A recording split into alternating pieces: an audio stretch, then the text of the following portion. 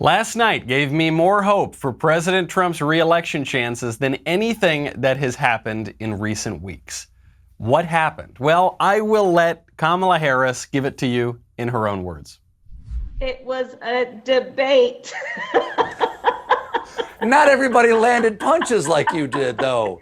It was a debate. So you don't mean it? It was a debate. The whole reason, literally, it was a debate. It was called a debate. I understand. Traveled to the debate. There were journalists there covering the debate where there would be a debate. It was a debate. And it showed that when there is a fair debate, then we crush them.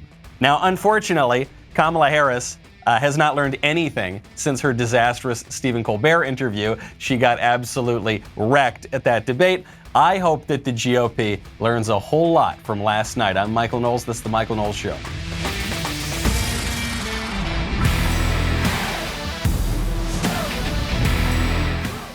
Welcome back to the show. My favorite comment from yesterday is from Russianese, something like that, on YouTube, referring to that young man who was a 10-year-old boy on his e-school. He was asked by his teacher who is a role model that he looks up to. He said Donald Trump and got kicked out of the classroom. Russianese says, bet if the kid said Che Guevara, he would have gotten an A. Ridiculous. That's true. That is 100% true. If the kid showed up to school, if you're allowed to show up to school anymore, if a kid showed up to school wearing a Make America Great Again shirt, that would be much more controversial than wearing the shirt of a communist murderer, Che Guevara. That's the country we live in. How's that for a radical establishment? Whatever you call home, Ring has everything you need to protect it. You can see and speak to whoever is at your door from anywhere with video doorbells. You can keep an eye on every corner of your house with easy-to-install indoor and outdoor cameras. You can protect your whole home with Ring Alarm, a powerful, affordable, whole home security system you can easily install yourself.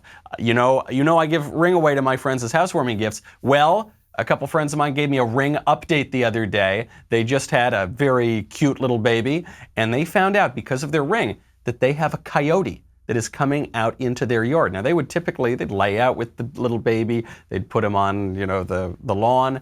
Now, thanks to Ring, they know that there is an animal in there that probably would not be very safe for that baby, and so they are adjusting their lives accordingly. And so just a great product. Get a special offer on the Ring Welcome Kit at ring.com/Knowles.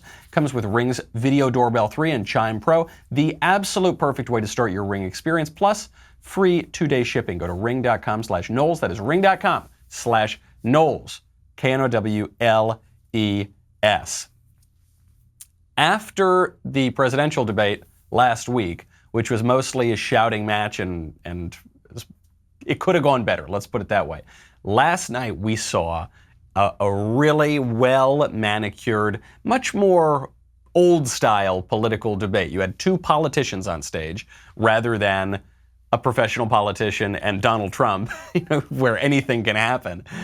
You had two politicians on stage, and in that battle, Mike Pence just mopped the floor with Kamala Harris. The best moment of the debate was when Pence landed the punch that President Trump tried to land on Biden, that Chris Wallace was running interference for Biden, so he wouldn't force him to answer. It was the question of whether or not the Biden-Harris administration would pack the courts. When you speak about the Supreme Court, though, I think the American people really deserve an answer, Senator Harris. Are you and Joe Biden going to pack the court if Judge Amy Coney Barrett is confirmed? I mean, there have been 29 vacancies on the Supreme Court during presidential election years, from George Washington to Barack Obama. Presidents have nominated in all 29 cases. But your party is actually openly advocating adding seats to the Supreme Court, which has had 9 seats for 150 years, if you don't get your way. This is a classic case of if you can't win by the rules, you're going to change the rules. Now, you've refused to answer the question. Joe Biden has refused to answer the question. So I think the American people would really like to know, if Judge Amy Coney Barrett is confirmed to the Supreme Court of the United States, are you and Joe Biden, if somehow you win this election, going to pack the Supreme Court to get your way? I'm so glad we went through a little history lesson. Let's do that a little more. In 1864. Well, I'd like you to answer the question. Mr. Vice President, I'm speaking. I'm speaking. I'm speaking. This was her only defense the whole debate. I mean, she went in unprepared. She went in with indefensible positions, and she went in against a seasoned pro. Now, there are pros and cons to being a really good politician. The thing about Donald Trump is, by the old model, he's not really a great politician because he actually does answer questions and he actually does do things that are pretty wacky, and he's not all that manicured. There's a room for that, too, because I think people get tired of the more stale political format. However, when you got politician versus politician, you got to go in recognizing how to play this, and she absolutely did not. So the only thing she had recourse to was she would say, "I'm speaking," and she would kind of get more and more angry about this all night. "I'm speaking," and you say, "Yeah, well, but answer the question." You're not. It's fine if you're speaking. You can read a litany of whatever you like, but I asked you a specific question. She couldn't answer it. Why? Because she knows if she says she won't pack the court, she's going to lose her base. She knows if she says she will pack the court, she's going to seem like a radical. There's nowhere for her to go. And very likely they would pack the court. So he hits her on the court packing. That was the best one of the night. The second best one was on energy. Biden and Harris have been very clear. They would ban fracking. But now, because that's pretty radical, because that would really raise energy prices, because that would take away a lot of jobs, now they're trying to pretend that they don't want to ban fracking. And they tell you with a straight face they're not going to ban fracking. They tell you with a straight face they're not going to try to get rid of fossil fuels. Mike Pence knows how to twist the knife. We literally have spared no expense to help the American people and the American worker through this. Joe Biden and Kamala Harris want to raise taxes. They want to bury our economy under a $2 trillion Green New Deal, which you were one of the original co-sponsors of in the United States Senate. They want to abolish fossil fuels and ban fracking, which would cost hundreds of thousands of American jobs all across the heartland. Joe Biden will not end fracking. He has been very clear about that. Senator Harris, you're entitled to your own opinion, but you're not entitled to your own facts. You yourself said on multiple occasions when you were running for president that you would ban fracking. Joe Biden looked at a supporter in the eye and pointed and said, I guarantee that we will abolish fossil fuels. I will repeat, and the American people know, that Joe Biden will not ban fracking. That is a fact. That is a fact. That is a fact. That is a fact. The problem is that Kamala Harris said multiple times during these debates explicitly that she's going to ban fracking. There's no question I'm in favor of banning fracking. So, yeah, and starting with what we can do on day one around public lands, right? Whoopsie daisy. And you've heard, we've played on this show so many times, Joe Biden saying that he would ban fracking, no more fracking, try to get rid of fossil fuels. So she had no recourse. She couldn't say, listen, on August 5th, I said definitively I wouldn't ban fracking. She can't do it. I mean, also, as Mike Pence says, she was one of the Senate co-sponsors of the Green New Deal. So what she chose to do was try to seem very smug, very condescending, kind of have this silly smirk on her face all night, shake her head, say no, say when Mike Pence uses a cliche, you're entitled to your own opinion but not to your own facts, she goes, good line. There were other people saying that on Twitter. And Mike Pence delivered it well, but that is an old line. They were saying that as though they'd never heard anybody utter it. That's a classic old politician line. I think it was very effective. But that's all she could get in, that snide comment. Yeah, good line. Yeah, no, And Mike Pence, on the other hand, just seemed so sincere. He just seemed so earnest all the time. I've never seen anybody seem more earnest. So you had this kind of performative smugness versus this performative earnestness. And I got to tell you, the latter played a lot better, at least from my vantage point.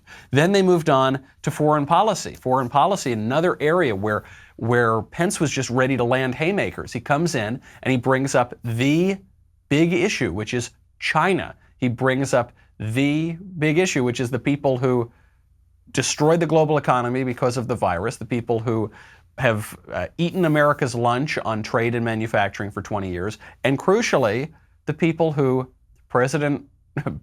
then Vice President Joe Biden cheered on as we gave them every advantage in the international trading scene. How would you describe our fundamental relationship with China? Are we competitors, adversaries, enemies? You'll have 2 minutes uninterrupted. Susan, the Trump administration's perspective and approach to China has resulted in the loss of American lives, American jobs, and America's standing. There's a weird obsession that President Trump has had with getting rid of whatever accomplishment was achieved by President Obama and Vice President Biden. What? Come again?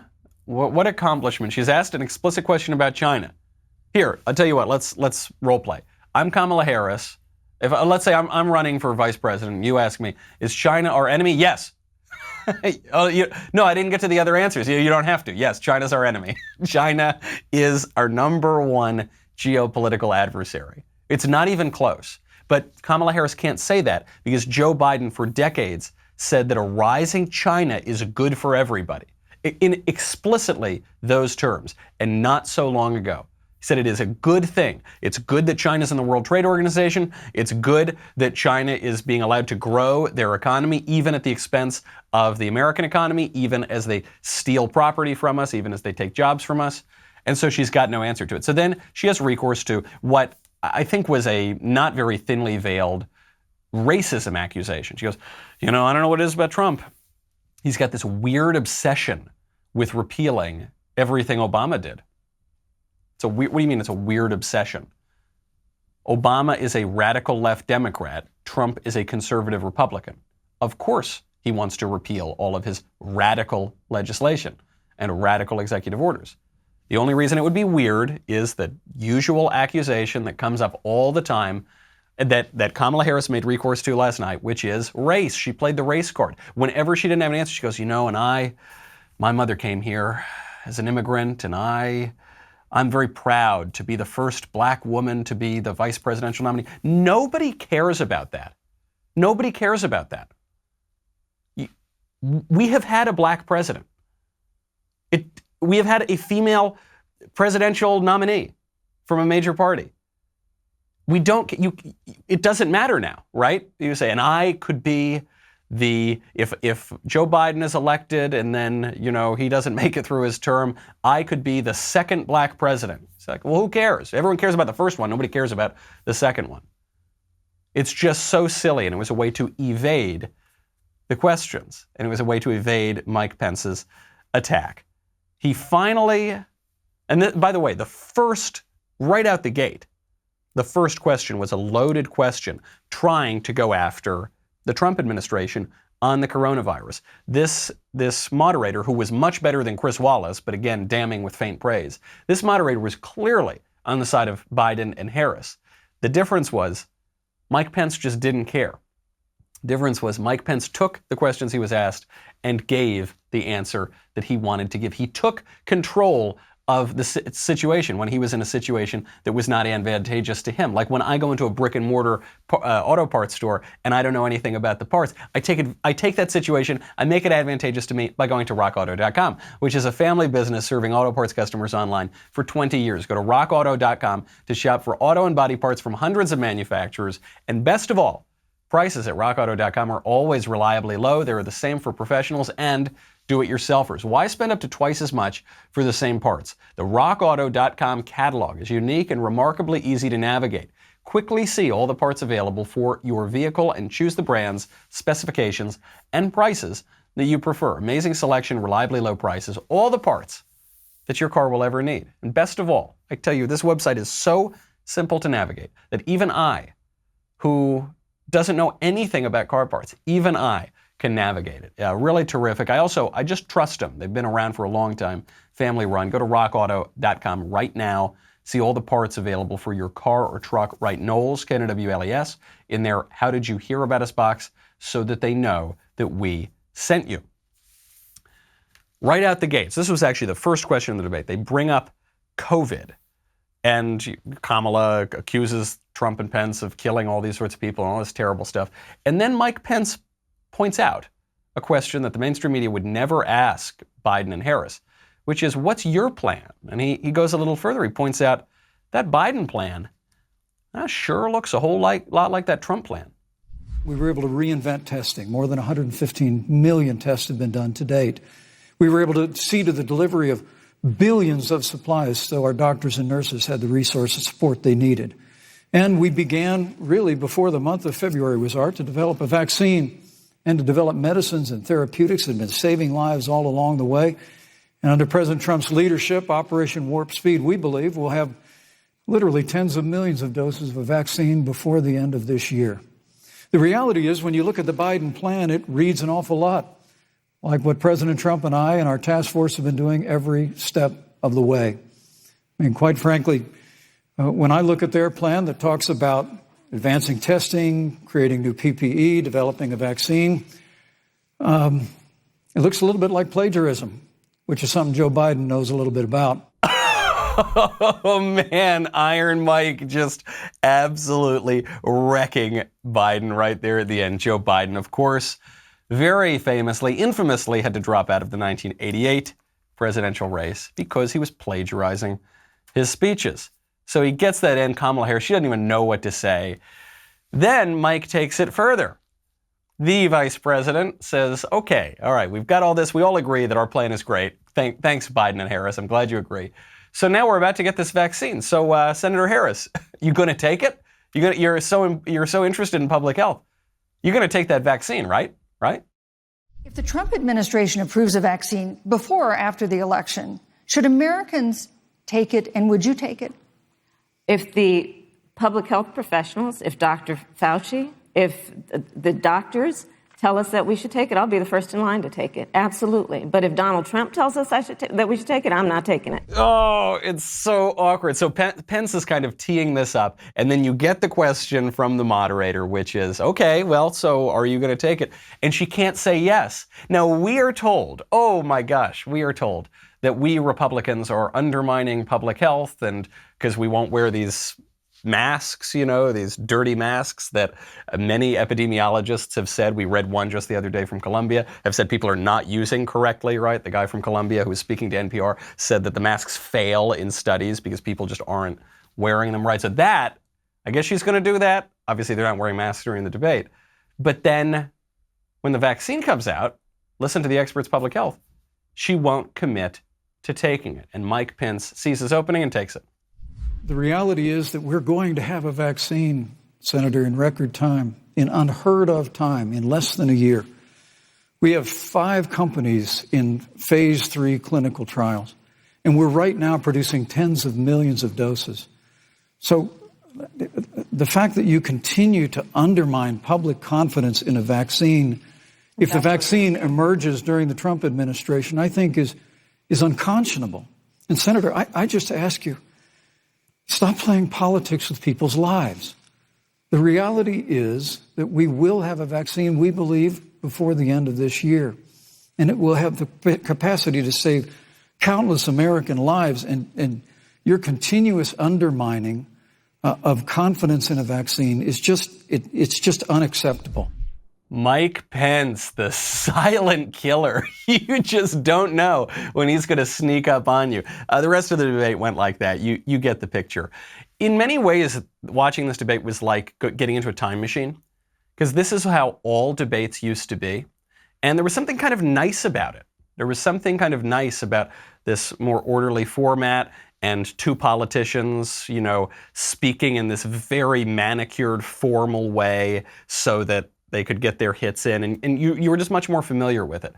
President Trump blows that up because President Trump doesn't talk in that way. He hasn't been trained in that way. He doesn't know exactly how the hits work. And there's something very refreshing about that as well. The contrast of these 2 debates is, I think, an important one, because I don't know exactly what kind of country I want. I think a lot of conservatives are feeling that way. I mean, I know what policy goals I want. I know what kind of underlying premises I want. But I don't know what kind of political culture I want. Do I want a political culture that is like the old model, where you couldn't quite tell what the politicians were saying because you knew they were all just jockeying for position?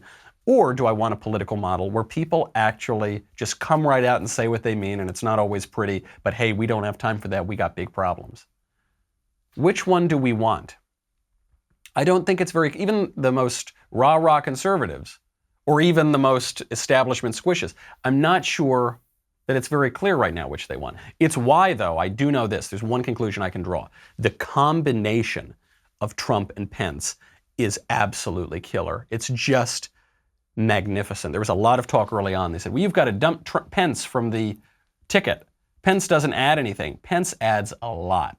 That guy is a varsity level, total pro politician who knows how to work it, who is smooth, who has been in D.C., obviously, for considerably longer than Donald Trump. And then Trump adds that populist pizzazz, who's actually punching through the established norms. That combination, I don't know that we've ever seen anything like it in American politics. It was tremendous. You don't get to see the Pence side of it so much because he's silent. He kind of works a little bit more in the background, but you got a glimpse of it last night. That's very powerful. Much, much better than the Biden-Harris ticket. I'm not even just talking about policy. As a matter of policy, I much prefer the Trump ticket. But even just as a matter of political skill, Harris does not add very much to Joe Biden. It was a mistake to pick her. He backed himself into a corner because he chose to be a racist and a sexist, I guess, to use their language, right? He said, my VP, it's not going to be necessarily the best person for the job. It has to be a woman, and it has to be a woman of color. And I don't want it to be Elizabeth Warren, so I'm going to take Native Americans out of it. And it's got to be this, and it's got to be that. And he just chose these kind of all these divisive categories before he got to the person. And then the two choices that were left at a prominent level were Karen Bass, who's a communist, and she's the head of the Congressional Black Caucus, and Kamala Harris, who's just not a skilled politician at that level. At that level, she's very weak. Biden should have gone with Buttigieg or Warren or Klobuchar or somebody like that.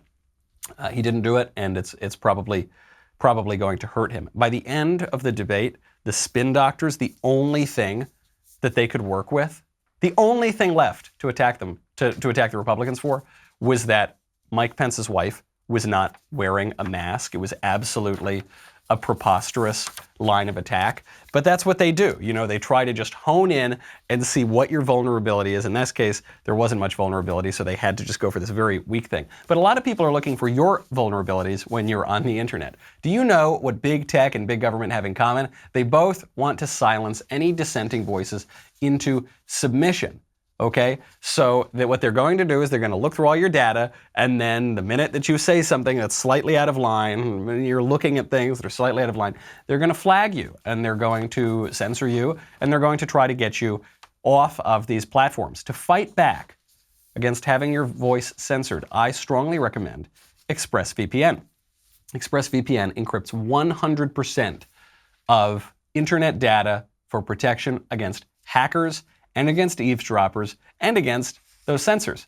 ExpressVPN is by far the best VPN out there. It is the VPN rated #1 by CNET, Wired, and countless other tech publications. Very important. I know that you think no one's coming after your data, nobody's looking into your stuff. They are.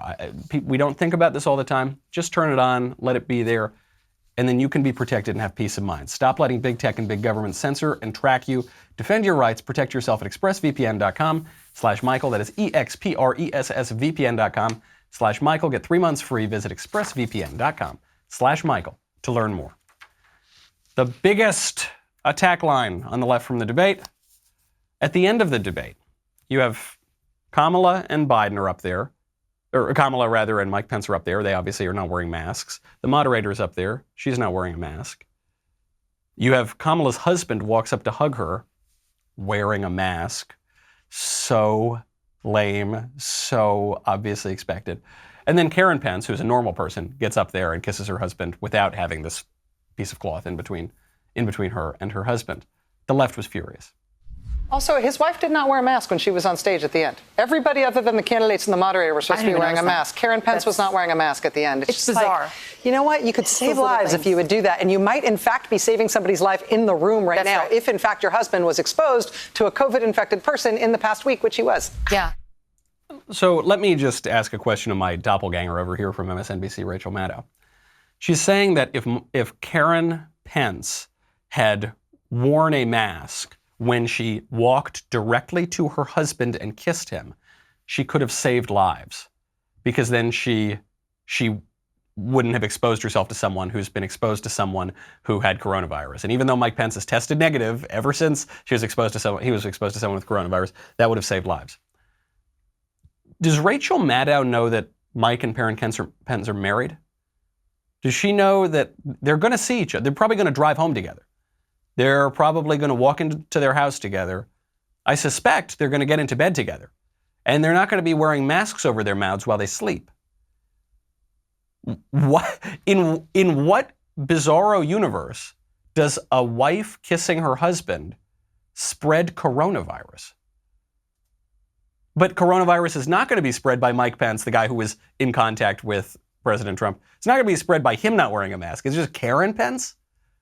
And the moderator, it's fine if she doesn't. And Kamala Harris, it's fine if she doesn't.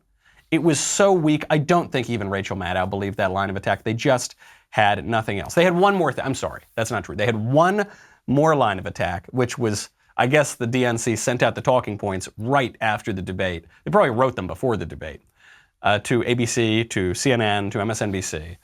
The attack on Mike Pence, because he won every point on the merits, but he was mansplaining. Obviously, Mike Pence is a former television commentator, does have a very calm demeanor, but I think a lot of people were noticing some mansplaining going on tonight. I don't know. I didn't see it that way, George. It didn't come across to me. Pence was a mansplainer in chief. I get Mr. Mike Mansplainer all night. I understand that. One thing stood out to me is I will not be lectured. Senator Harris said that multiple times. Women hate to be lectured by men, and she drove that point home. It was a debate, to use Kamala Harris's own words. It's a debate. That's where you lecture each other. That's where you make points and you try to explain things. Total weak sauce. I don't think even these guys believe it. You know, Van Jones, especially not Van Jones. That guy's actually intelligent, I think. But he has to use this line. I guess the talking points came down. He's a mansplainer. They wrote this one, obviously, before the debate as a last-ditch effort because, by definition, anything Mike Pence said in the debate is mansplaining because he's a man, right? And she's a woman. And that was the only card that they had to play. Mansplaining is very good. Girl understanding is very good, too, as my friend Andrew Clavin says. There's nothing wrong with mansplaining. Men are perfectly entitled to speak. I'm sorry if that offends Kamala Harris, and I'm sorry if Kamala Harris is not quite as skilled at speaking or not as in command of the facts or not as able to defend her utterly indefensible positions. Because the left is indefensible, they've got no good arguments to get people to vote for them in 2020. So now they've truly devolved, decayed, become debased. The usual insufferable celebrity PSA has now become even yuckier because you have all of these, some frequently washed up celebrities, left-wingers, going out and saying, you got to vote, you got to vote, you got to vote. But this time, you want to hear the hook? This time, they're all naked. I'm completely butt-ass naked. I'm naked. I'm like naked. There isn't a man behind me. These are my hands. Why you want me to be naked? I know what you're thinking. You're thinking, Ruffalo, put your clothes on. To be honest, I wish I could cover my hands with my boobs, but here we are. I'm here to talk to you about voting. Did you know that ballots could be naked? And if you don't do exactly what I tell you, your ballot could get thrown out. This is my ballot. Just got it. First of all, when your ballot comes, you're supposed to read the instructions. Read and follow the instructions that come with your ballot. And if they say to use a black pen, use a black pen. I know that's like literally the least sexy thing a completely naked person could say, but... But I have crumb like a can of Pepsi. Is problem? Our founding fathers roll over in their graves because the left is kind of hilariously depicting what they warned us all against. You know, the founding fathers had deliberative discussion. They had substantive debate. The Federalist Papers were op-eds that were written to debate the Constitution. But they all said, you know, if license takes over, licentiousness, if people just give over to their base passions, we're not going to be able to have self-government. You need to be in control of your passions to have self-government. And so what do these people do? They say, we're all naked. We're all naked. Come vote for us. Credit where credit's due. Sarah Silverman looks a lot better than I think any of us expected. Okay, I'm willing. I don't want to be totally one-sided here. A lot of people were surprised by that. However, and PSA was completely unconvincing and really off-putting and really, really gross. Not even gross because those people generally don't look very good, but gross because you think, gosh, this is how debased our politics has become. A quick update on the Trump COVID stimulus plan. I told you this yesterday. I predicted it. I believe I was the only person yesterday to call this. When everybody was freaking out, they were all so upset that President Trump said that he was not going to negotiate a COVID relief deal until after the election. He said, sorry, Nancy, you're offering me $2.4 trillion. I'm saying $1.6 trillion. No deal. We're just going to focus on Barrett. We'll do it after the election. All these conservatives said, no, what are you doing? You're losing. You're crazy. Don't do it. And I said yesterday, I said, guys, I'm not even going to take him at face value here because I think this is just a negotiating tactic. Well, not 24 hours later, turns out that seems to be the case. Trump tweets out yesterday, if I am sent a standalone bill for stimulus checks, $1,200, they will go out to our great people immediately. I'm ready to sign now. Are you listening, Nancy? Move fast. I'm waiting to sign, at Speaker Pelosi. So this was a negotiating tactic. We'll see if it happens. Either way, I think it kind of works for him. Trump's put himself in a bit of a win-win situation.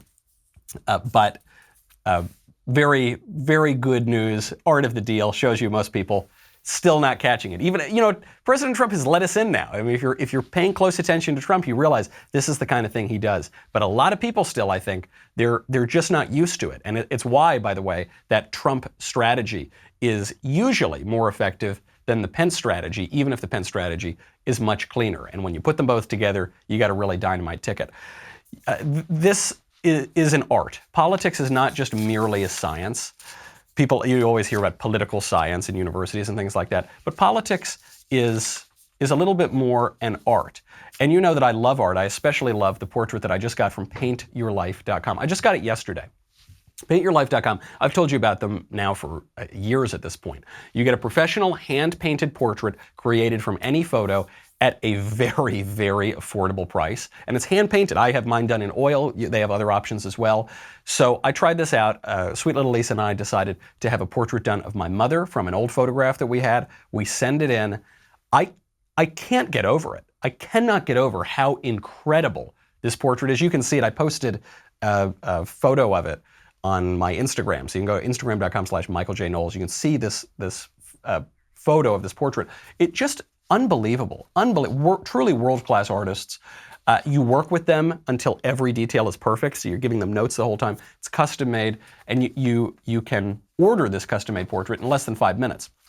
It's a perfect gift for the holidays as they come up, and it's perfect just for you, for your own home, to add beauty to your home and add something that's really special and that is unique. At paintyourlife.com, there is no risk. If you don't love the final painting, your money is refunded, guaranteed. Right now, as a limited time offer, you get 20% off your painting, 20% off an already low price, free shipping. To get the special offer right now, text Michael to 64,000, MICHAEL to 64,000. Paint Your Life. Celebrate the moments that matter most. You are going to be blown away by these guys. I've got to get to a hilarious post from Media Matters yesterday, and I've got to get to the mailbag. But first, if you liked our debate coverage last night, you should join Daily Wire right now as an insider or all-access member. Get 20% off with code DEBATE so that you can watch all of our upcoming debate coverage live on dailywire.com, Apple TV, the Roku app. You get so much exclusive Daily Wire content, of course, and then not one, but two Leftist Tears tumblers. One for you and one for your honey. Get 20% off right now off your Daily Wire membership with code DEBATE when you sign up today. We will be right back with a lot more.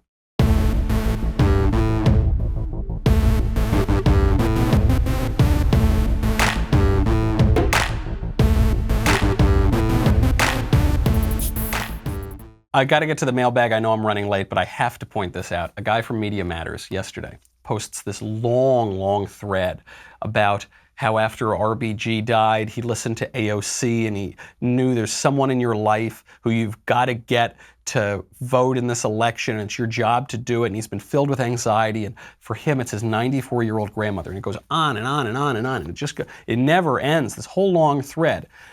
But then finally at the end, he says, I told her to vote for that a vote for Republicans was a vote that would harm me and my future. I told her I was scared. And today my grandmother promised me she would vote for Joe Biden. She told me I'm the love of her life. She wouldn't break her promise. I'm still crying. I had never called her crying, but I did today. I'm still crying. Please call your loved ones. The long and short of it is a grown man who works for Media Matters called his grandmother and cried until she agreed to vote for Biden. Which is why, you know, I joke about Media Matters a lot. I joke about our official Daily Wire intern, Jason Campbell, who works for Media Matters, who does all my publicity. He breaks out my clips and things like that. But I try not to be very mean to them. I try not to be cruel. Some people who, Media Matters exists to get me and other people fired. But I try not to be cruel to them because these are extremely broken people. Obviously, I mean, this guy is like crying to his 94-year-old grandmother. I mean, they're these people, some of them have put videos on the internet, like talking about how not broken they are, but they're obviously like, these are people who have troubles, okay? And it just makes me think of a view of politics where you can totally knock these guys, you can have fun, you can hit them, and just kill them with kindness. That is kind of my view of it. That's what Mike Pence did last night at the debate. He killed them with kindness, okay? He killed them in a way that was very civilized, and I think a lot of us liked it, and I would like to institute more of that in my personal behavior, and I would like to see more of that in the country. Unfortunately, if the left doesn't relent, then we're going to need more Trumps. We're going to need more Trump strategies, which is a little less soft, a little less gentle than some of the older strategies. Also have to point out, before we get to the mailbag, someone just died last week. That would be the grandson of President John Tyler. John Tyler was the 10th president of the United States. He was president from 1841 to 1845. And his grandson just died last week. His grandson, Lyon Gardner Tyler Jr., died September 26th, 175 years after his grandfather left office. He was the son of Lyon Gardner Tyler Sr., who was born in 1853, when his father, who was born in 1790, was 62. Obviously, John Tyler and John Tyler's son both had kids when they were very late in life. I mention that to remind you, this is a young country. The country was founded officially in 1776. So when we talk about unprecedented, breaking all the norms, this is a very young country. We still don't know how it's going to settle. We haven't been around for a long time. It's still a fragile institution, difficult to preserve. And those are going to be stakes in this election. Let's get to the mailbag from Dan. Do you think, at this point, Joe Biden is the presidential equivalent of the Affordable Care Act? Just like we were told we had to pass the act to find out what was in it. The same is now true with Joe Biden. Yes, Joe Biden is speaking out of both sides of his mouth. It's very clear. He says, I would never ban fracking. I absolutely will ban fracking. I'm not going to go after charter schools. I absolutely will go after charter schools. So you don't know what you're going to get with him, because I don't think he knows what he's going to get with him. Unlike the Affordable Care Act, which actually, actually, I'll correct myself. The Affordable Care Act is a good analogy, because the Affordable Care Act, even though it was 7 zillion pages long, didn't include most of the specifics about the law, because what the Affordable Care Act did was just empower the deep state. It empowered the administrative agencies, the bureaucracy, to write most of these regulations. Well, same thing with Joe Biden. That's what he's going to do. He's going to, if he gets into office, God forbid, he gets in, he's just going to empower the bureaucrats to make all of the decisions, which is a very bad thing. And it's a bad thing not just because of the uncertainty, but really because of the certainty, because we know that that is going to take the country in a much more leftward direction. From Elizabeth. Do you think Pope Francis will praise the peace deals made in the Middle East between Israel and those various countries? You know, the Holy Father doesn't consult me on these things. So I don't know. I couldn't make a prediction. Obviously, a lot of conservatives are not too happy with the Pope because he has said many left-wing things. He has appeared to be very critical of the president. Sometimes he's been taken out of context by journalists, but then that raises the question, why is he still talking to these journalists who always take him out of context? The issue here that I would always recommend to conservatives, even when we're talking about Pope Francis, is a little bit of caution, because the Catholic Church and European history generally, European history which is shaped by the Catholic Church, is not quite as simple as our understanding of conservatism and liberalism and left and right today in America. We have a much narrower understanding of those things, but when you open it up over time and you look at historical context, things get a little bit broader and more complicated. I mean, just even in America, probably this is changing now, but it was true maybe for the past 10 years. You would say someone who is very, very libertarian is very, very conservative. But for most of the history of our civilization, Someone who is very, very libertarian would be considered very, very liberal or very much on the left. Even our understanding of left and right are products of the French Revolution, which is very, very modern. So I just urge a bit of caution.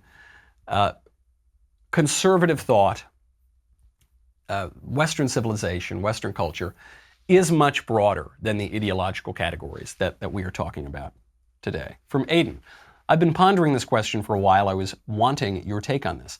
A lot of conservatives state that the majority of the country supports Trump, but what exactly is the proof? How can one prove that the majority of the country is in fact for Trump? A simple conversation with a leftist. They, of course, say no. They point to the polls, how Trump lost the popular vote in 2016, even though I think that those votes were faked. Well, some of them might have been, but I don't know if all 2 million or however many were faked. Thank you for your time and all that you do. It depends what you mean by the country. The majority of the country does support Donald Trump in the sense that we are the United States of America. We are not the individuated people of America without any distinction by geography or by state. We are not the simple national government of America without any subsidiarity or federalism. We're the United States of America. The way the presidential vote is tallied is through the Electoral College, which has a relation to the popular vote, but it is not identical with the popular vote. So the majority of the country, such as it is, elects Trump and supports Trump. The majority of the individuals did not vote for Trump. But the country is more than just the individuals. And this is a point that conservatives have been a little bit weak on for the past 20 years because of the influence of libertarianism. We have thought that because the left is for big government and collectivism and socialism, we have thought that the best way to fight that is to be for individualism. There's a role, obviously, for the individual in an opposition to the left, but that's not the whole story. Actually, if you say that the individual is the basic unit of society rather than, say, the family or the local community, you're giving the left their premise, because the left says the same thing, that the individual is the basic unit of society. Socialists say the same thing. Communists say the same thing. Fascists, actually, say the same thing. Now, those are all different political ideologies, right? But they all share that basic premise that destroys the mediating institutions, that destroys the individual states and the local communities, and especially the family and the churches and the civic associations, and it has the individual. And then libertarians say, we want the individuals to stand on their own, and the left-wingers say, and the fascists for that matter, say, we want the individuals to be bound up together. Fascism means like a bundle of sticks. We want them all to be bound up together in the state. And both of those guys get it wrong, because the correct answer is the individual is not the atomic unit of society, the family is, within the context of mediating institutions and local government and civic associations and churches. That's the basic unit, and it's much, much tougher for political demagogues to come in and take power from that structure of subsidiarity and federalism. Much tougher. This is why, as libertarianism has advanced, leftism has advanced too, because they're not opposites, they're actually two sides of the same coin. So I think we've got to stop thinking about the essential unit of the country as individuals. Of course, individuals have unique dignity, they have so much to add, and we need to support individualism in as much as it speaks to human dignity. But as a political unit, we have to pay much, much, much more attention to the state government, to the local government, and especially to the family. From Chris, on your show the other day, you talked about your support for capital punishment. I did. As a fellow Catholic, I'm conflicted on my support for the death penalty due to the church's opposition to it. Not so fast there, but let's get the rest of your question, then I'll answer. How do you justify your support of the death penalty along with your faith? I'm not asking as a gotcha. I'm genuinely interested in your thought process, since this is something I've always been confused about. Yeah, I think in recent years, the church has been very confusing, sent out messages that are difficult to parse, and in some cases, perhaps even contrary to the history of the church's traditional teaching. The death penalty is perfectly legitimate. As Pope Benedict XVI said just a few years ago, there can be legitimate disagreement among Catholics, faithful Catholics, on the death penalty. Pope John Paul II said the same thing, though he was very anti-death penalty. Some of his predecessors were not so anti-death penalty. Blessed Pope Pius IX not only supported the death penalty, he carried out many capital punishments in the Papal States. So was Blessed Pius IX, who is on his way to canonization, did he commit this intrinsically evil act and permit it? No, I don't think so. Thomas Aquinas defends the death penalty, capital punishment. Was Thomas Aquinas, doctor of our church, one of the greatest theologians ever to live? Was he advocating intrinsic evil? No. St. Paul, who says that the civil authority wields the sword for a reason, does not wield it in vain. Was he teaching intrinsic evil in the New Testament? I don't think so. I don't think so. You'll notice, by the way, even the recent statements of the present Father, Holy Father, do not use the phrase intrinsic evil. They say that it's inadmissible or sort of, it's a little confusing, but won't use the phrase intrinsic evil because that would be indefensible. That would be contrary to Scripture and contrary to 2,000 years of church teaching. So no, the church may have, as the Catechism states, and has stated now for a couple decades at least, a prudential opposition. As a practical matter, they don't like it and discourage it. But it is not against the moral teaching of the Catholic Church to say that the death penalty can be legitimate. And so I have no problem reconciling my faith and my political views on that because they're very much in line. From Jesse, one last question before we go.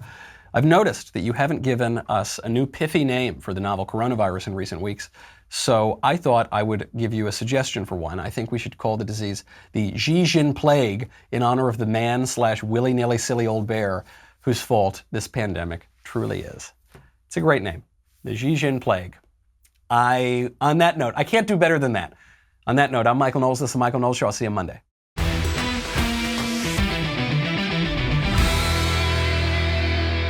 The Michael Knowles Show is produced by Ben Davies. Executive producer, Jeremy Boring. Our technical director is Austin Stevens. Supervising producers, Mathis Glover and Robert Sterling. Assistant director, Pavel Wadowski. Editor and associate producer, Danny D'Amico. Audio mixer, Robin Fenderson. Hair and makeup, Nika Geneva. And production assistant, Ryan Love. The Michael Knowles Show is a Daily Wire production. Copyright Daily Wire 2020. Hey everybody, it's Andrew Klavan, host of The Andrew Klavan Show. You know, some people are depressed because the American Republic is collapsing, the end of days is approaching, and the moon has turned to blood. But on The Andrew Klavan Show, that's where the fun just gets started. So come on over to The Andrew Klavan Show and laugh your way through the apocalypse with me, Andrew Klavan.